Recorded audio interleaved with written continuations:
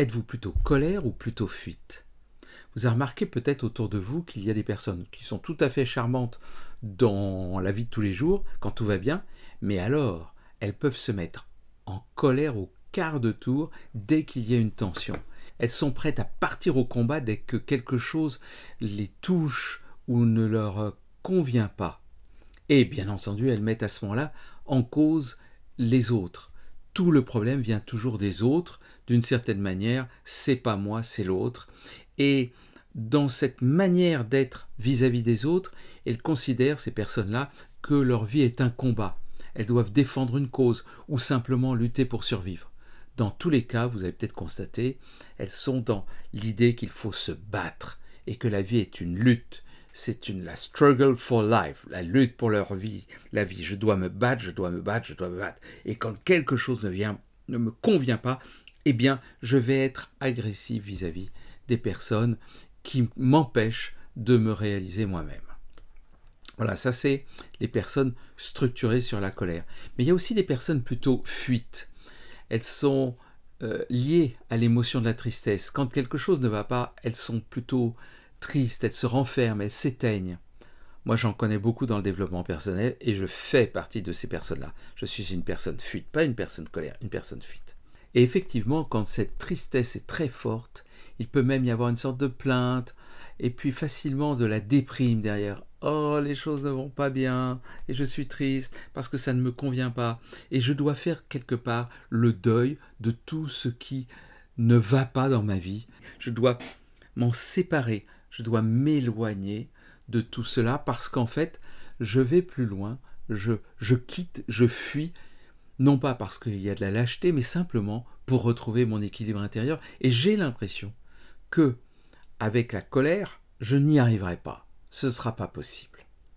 Et donc, à cet endroit-là, la personne qui est dans cette tristesse, elle se dit, en fait, la vie est tellement difficile, je suis tellement sans puissance. Moi, ce que je veux, c'est une vie de qualité, une vie pleine, entière, une vie où je peux m'épanouir et une vie où je ne vais pas m'emmerder et me faire chier avec tout le monde.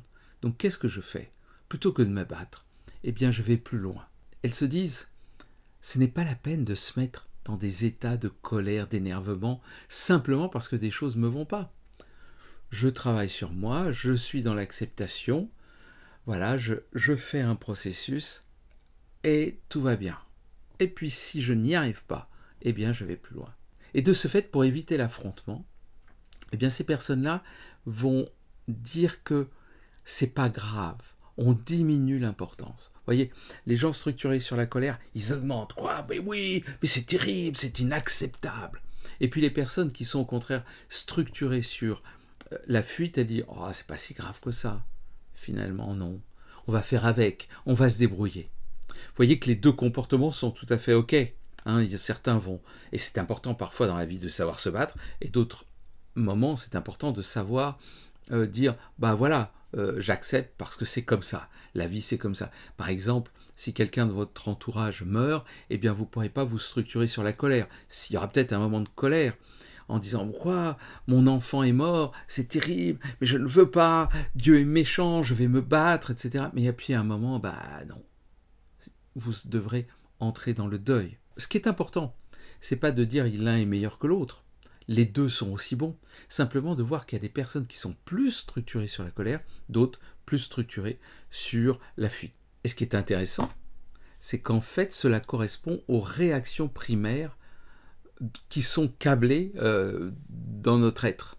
Hein, ça correspond à notre tronc cérébral, à notre cerveau reptilien, et nous avons 3 comportements de base qui sont soit l'agressivité, la fuite ou le figement. En anglais, on dit fight, flee, freeze. Et donc les personnes dites colère, de type colère, sont structurées sur une émotion, la colère évidemment, et sont plutôt agressives. Je préfère parler de personnes colères que de personnes agressives. Tout simplement parce que les personnes qui sont structurées sur la colère ne se disent pas elles-mêmes agressives. En fait, ce qu'elles pensent, ce qu'elles ressentent, c'est que c'est un moyen de reprendre leur puissance. Et que c'est au contraire elles qui ont été agressées, elles ont été diminuées, elles ont été humiliées, elles ont été abaissées, ou bien il y a eu une injustice, ou bien elles ont été trahies. Et de ce fait, elles vont devoir, pour reprendre leur puissance, agresser l'autre. En tout cas, montrer leur puissance. Donc, leur agression n'est pas une agression première, dans leur tête. Nous, on le vit comme une agression première permanente. Mais ces personnes-là le vivent comme une agression secondaire qui est une réponse à l'agression des autres personnes. Donc, elles récupèrent une situation où elles sentent que leur énergie se vide, qu'elles pourraient être en soumission. Et donc, c'est pas normal. Et hop, elles remontent dans leur puissance. Donc, la personne en colère ne se sent jamais agressive. Elle pense au contraire que c'est le monde autour d'elle qui est agressif, que c'est le monde qui lui en veut. Et on voit bien que cette notion de colère n'est pas loin de cette notion de paranoïa, c'est-à-dire du fait que l'on voit chez l'autre l'agressivité et qu'on réagit pour se préparer à l'agressivité éventuelle de l'autre. C'est l'adage « pour faire la paix, prépare la guerre ». Ça, c'est une pensée de paranoïaque. C'est-à-dire, a priori, tout le monde est dangereux, certaines personnes sont encore plus dangereuses, donc je vais d'abord être agressif pour vraiment, ou me préparer à l'agression, car quand elle dira quelque chose qui ne me convient pas, quand elle fera quelque chose qui ne me convient pas, eh bien, je pourrais montrer mon agressivité, je pourrais montrer ma puissance, ma colère, pour que cette personne accueille et accepte enfin qu'elle a tort. Car c'est ça, la personne qui est dans la colère, ce qu'elle veut, c'est qu'on le reconnaisse que tout simplement, elle a raison d'être en colère. C'est l'autre qui a tort. C'est l'autre qui a commis une faute. C'est l'autre qui fait quelque chose qui n'est pas juste. À l'inverse, une personne qui est dans la fuite, ce qu'elle veut, c'est ne pas risquer l'agression. Elle veut quitter un espace où il va y avoir un affrontement avec à la fin une relation de dominant-soumis. Elle ne veut pas être dominante, elle ne veut pas être soumise. Donc, elle ne veut être ni l'un ni l'autre. Qu'est-ce qu'elle fait ? Elle s'éloigne, elle veut être solitaire, solo, elle veut vivre sa vie indépendamment des personnes agressives qui sont autour de là. Elle veut vivre une vie tranquille, et la personne structurée sur la fuite est plus généralement intériorisée, et elle est introvertie, donc elle a plutôt un espace intérieur qui est important, et elle veut le vivre de manière belle autour d'elle, et en règle générale, elle est plutôt introvertie. Il y a quand même des personnes extraverties qui ont beaucoup de relations, qui aiment la relation, etc. Mais quand il va y avoir des problèmes de tension, eh bien, elles vont plutôt fuir. Là, donc, elles vont être structurées autour de la fuite. Dans le développement personnel, que je vous l'ai dit, les gens sont plutôt structurés sur la fuite parce que les personnes qui sont structurées sur la colère ne font pas de développement sur elles. Ou plus exactement, elles croient qu'elles font du développement, mais elles vont utiliser tous les moyens pour justifier leur colère. Et comme ça, j'ai vu des personnes dans la CNV, qui est la communication non violente, justifier leur colère, en disant « mais oui, il faut accepter sa colère », et hop, ils dégueulaient leur colère sur toutes les personnes qui ne leur convenaient pas. C'est pas du tout ça. On va voir comment articuler la colère et comment gérer la fuite et donc la dépression en général qui est associée avec ce type de réaction. J'aurais envie d'abord de vous poser une question, c'est êtes-vous vous-même structuré sur la colère ou sur la fuite ? Est-ce que vous cherchez à vous battre dans la vie et avec justesse, il n'y a pas de jugement dessus. Mais quand même, vous voulez vous battre, vous voulez que les autres comprennent enfin ce qui est important dans votre vie. Et vous vous sentez en insécurité de temps en temps, il faut bien se mettre en colère, il faut bien se battre, parce que sinon vous allez balayer, vous n'allez pas exister. C'est ça que la colère essaye de compenser, cette inexistence, cette diminution, cette petitesse. À l'inverse, si vous êtes plutôt structuré sur la fuite, c'est-à-dire que vous avez plutôt tendance à fuir quand il y a des tensions et quand vous êtes en insécurité, eh bien à ce moment-là, sentez-le à l'intérieur de vous. En général, ça veut dire que vous êtes quelqu'un qui a envie de mieux vous connaître à l'intérieur de vous, de faire un travail personnel, parce que vous sentez bien qu'il y a des choses qui ne vont pas. Et comme c'est vous qui n'allez pas, alors que les gens qui sont structurés sur la colère, ce sont toujours les autres, comme c'est vous qui n'allez pas, comme il y a quelque chose qui ne vous va pas à l'intérieur de vous, puisque vous êtes en train de cultiver votre espace intérieur, eh bien, vous allez faire du développement personnel pour aller mieux. Que faire si on est structuré sur l'une de ces deux polarités, la colère ou la fuite ? Eh bien, le principe est simple, il s'agit d'aller un peu plus au centre. Donc si on est structuré sur la colère, il va falloir diminuer son niveau de colère pour essayer d'être plus à l'équilibre. Et si on est structuré sur la fuite, ben, il va falloir mettre du jus et essayer d'aller un peu plus sur l'affrontement pour pouvoir être au centre. Et le centre, c'est ni la colère ni la fuite, c'est l'assertivité, affirmer qui nous sommes, le cœur ouvert, sans fuir, sans agresser. Donc ça, c'est un peu l'idéal, je dirais. L'idéal qui est tellement difficile à faire. Et donc, vous allez certainement, peut-être, enfin, peut-être pas certainement, mais il y a beaucoup de chances que même si vous êtes structuré sur la colère, de temps en temps, vous fuyez, et que quand vous êtes structuré sur la fuite, de temps en temps, vous vous mettiez en colère. Simplement, quand on est structuré sur l'un et sur l'autre, c'est la dominante, ce que nous avons tendance à faire quand il y a un problème, quand il y a une petite insécurité dans notre vie. Alors si vous êtes structuré sur la colère, je vous conseille surtout de ne pas la décharger sur les personnes qui sont autour de vous, et c'est-à-dire surtout sur les personnes qui sont l'objet de votre colère. Votre colère est une énergie, et en tant qu'énergie, elle est tout à fait accueillie et acceptable, mais pas par les personnes qui ont été l'objet de votre colère. Sinon, c'est que vous la dégueulez, votre colère sur l'autre. Vous la déchargez. C'est du vomi à ce moment-là. La personne le reçoit comme... et comme une agression.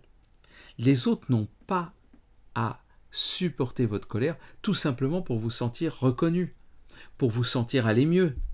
Vous n'avez plus 7 ans si vous êtes structuré là-dessus.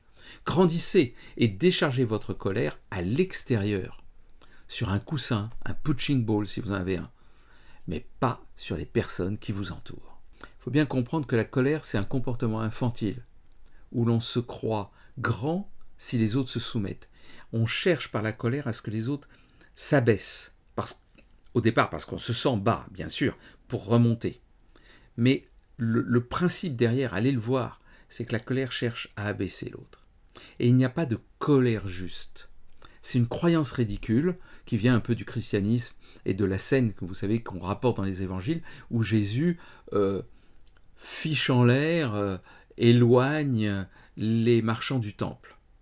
On parle de sainte colère. Mais non, c'est pas une sainte colère. Il a juste pété les plombs ce jour-là.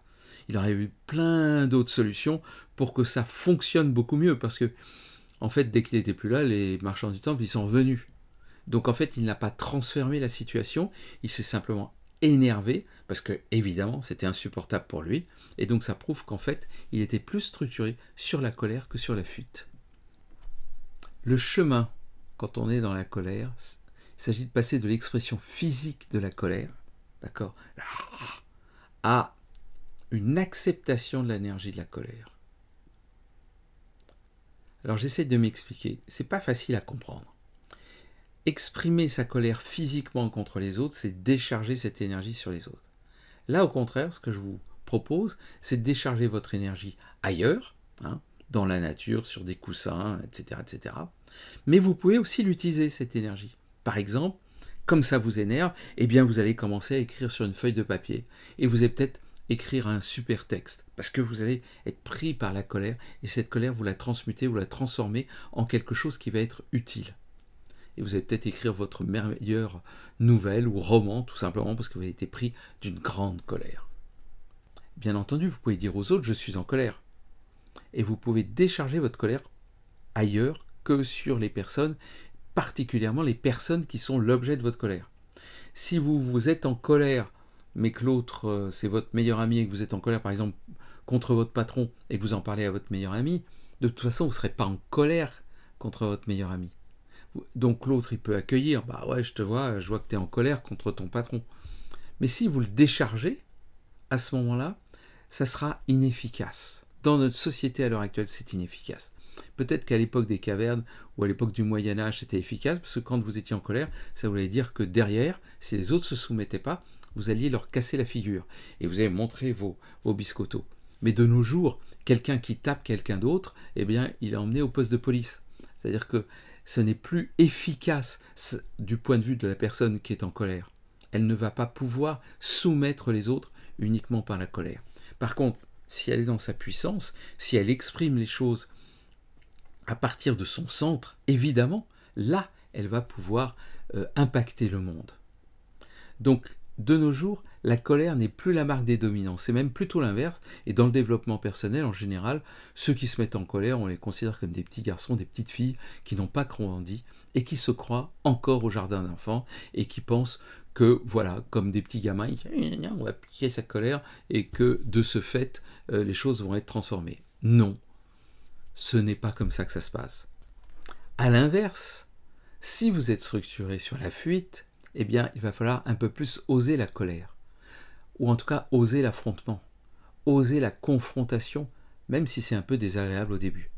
La plupart des personnes structurées sur la fuite ont peur que si elles partent dans la colère, elles vont péter les plombs. Donc elles disent « oh, je préfère fuir ». Mais en fait non, quand vous dites ça, c'est qu'en fait il y a déjà une colère sous-jacente et que vous êtes plutôt en train d'essayer de contrôler votre colère. Et vous avez peur que si vous la contrôlez, elle devienne une rage, quelque chose, une fureur, quelque chose qui va tout dévaster. Mais c'est parce que vous n'êtes pas structuré sur la fuite, vous êtes encore structuré sur la colère avec un couvercle par-dessus. La personne qui est structurée sur la fuite, elle s'en va. Elle ne reste pas en disant elle s'en va. Et si vous êtes structuré sur la fuite, vous allez voir que vous avez de la marge avant d'être vraiment dans la colère et dans la rage, avant de vouloir casser la figure à l'autre. Bien sûr que derrière, il y a peut-être de la colère, mais avant d'y arriver, vous aurez beaucoup de temps, vous avez de la marge.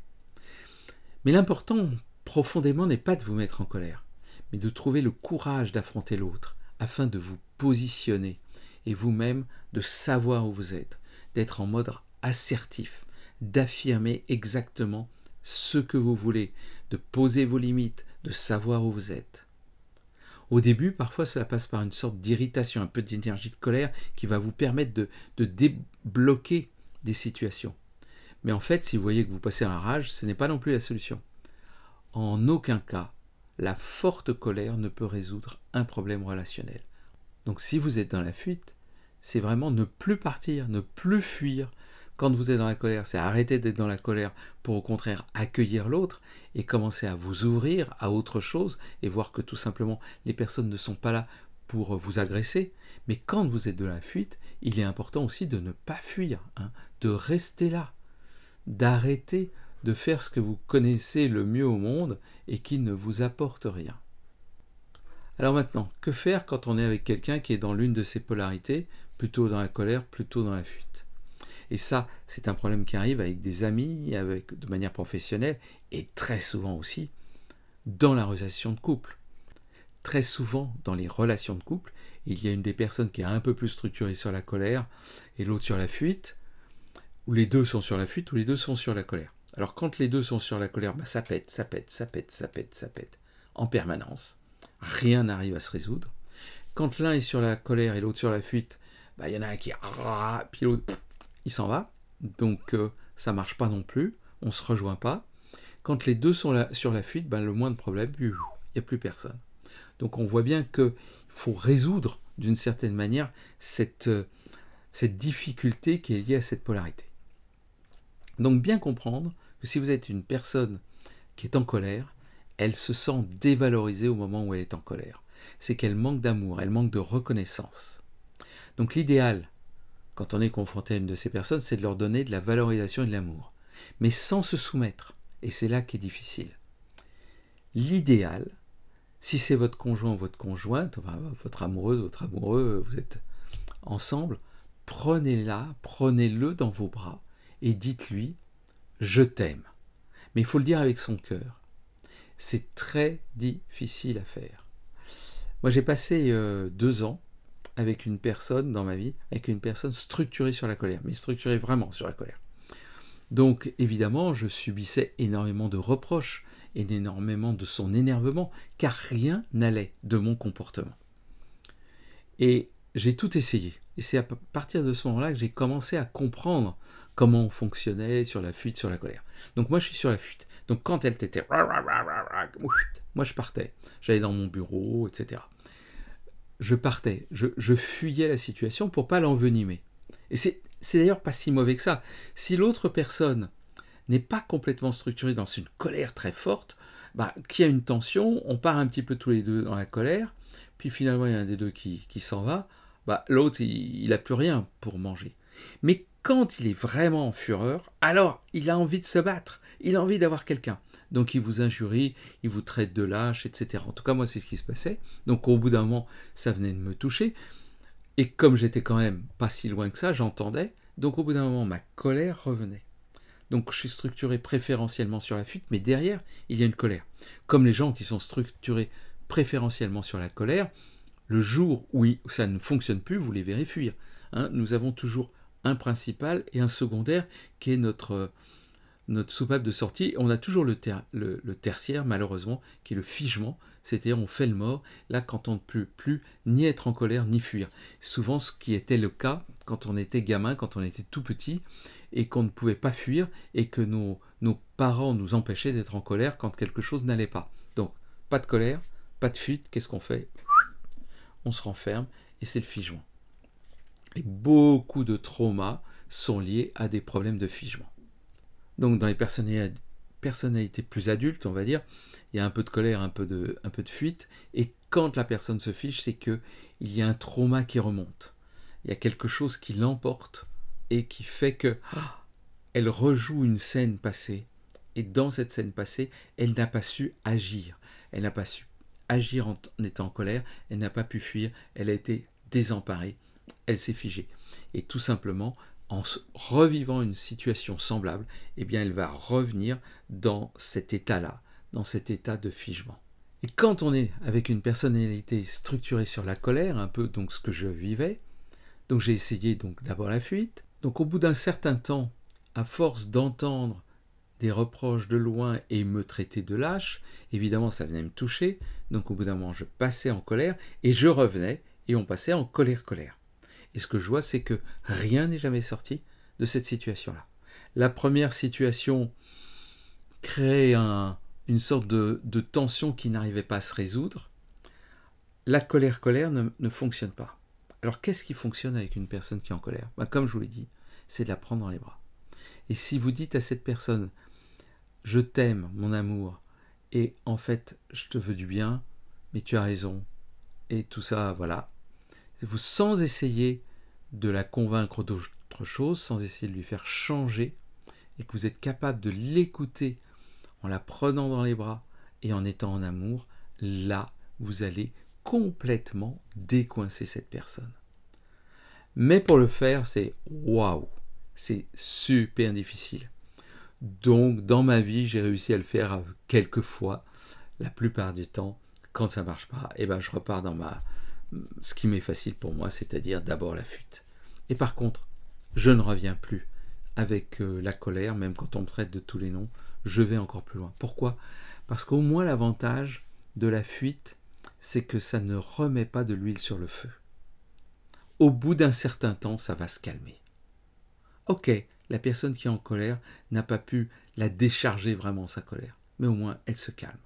Et après, on peut se retrouver, c'est beaucoup plus facile, parce qu'au bout d'un moment, il faut en gros 20 minutes, quand quelqu'un est en colère, il faut à peu près 20 minutes pour que ça redescende et qu'on retrouve une situation à peu près calme. 20 minutes, et c'est physiologique. C'est pas 20 minutes avec « ouais, fais chier, tata, et puis je voudrais que... » Non, c'est 20 minutes dans lesquelles on ne parle plus de cette personne, on ne pense plus à cette personne.